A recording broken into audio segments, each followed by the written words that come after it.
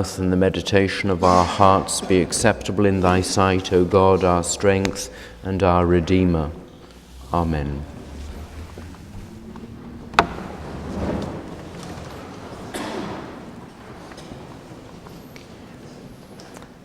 The voice that speaks in our reading from the book of the prophet Isaiah that we heard Rob read earlier is the poet himself in exile.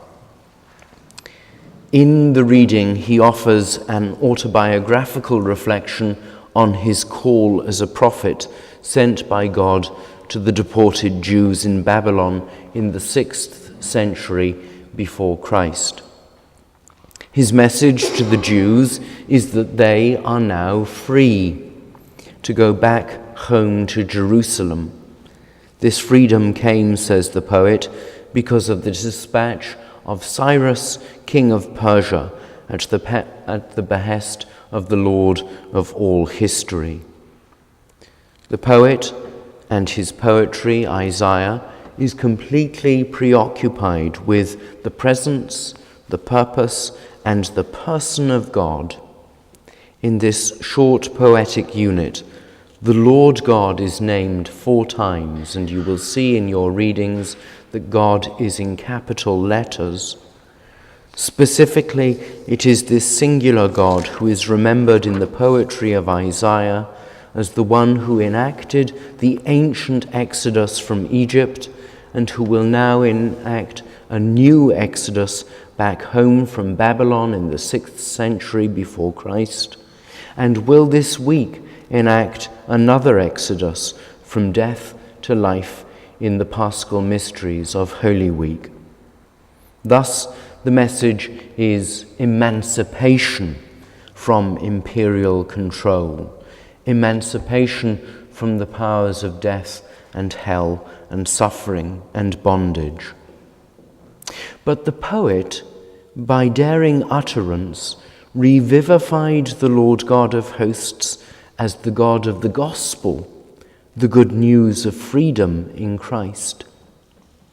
The poet asserts of himself that he was properly instructed by God so that he knew how to sustain Israel, and also that he has been attentively obedient to that divine instruction. Holy Mother Church has read this poem and others in the Hebrew Scriptures with reference to Christ, accepting that Christ is the one who speaks these words.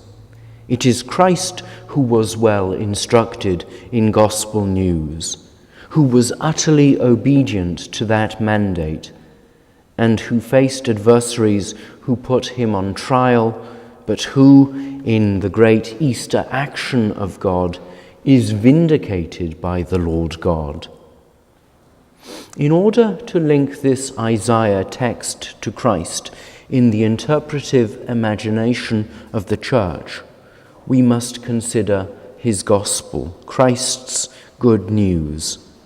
The message is that the reign of God has come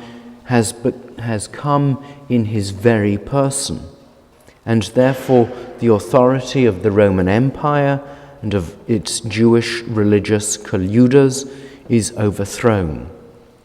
We know, of course, that this message of gospel freedom from imperial authority evoked huge hostility from both Roman authorities and from Jewish authorities, both of whom defended the status quo and did not want voiced a message of liberating freedom.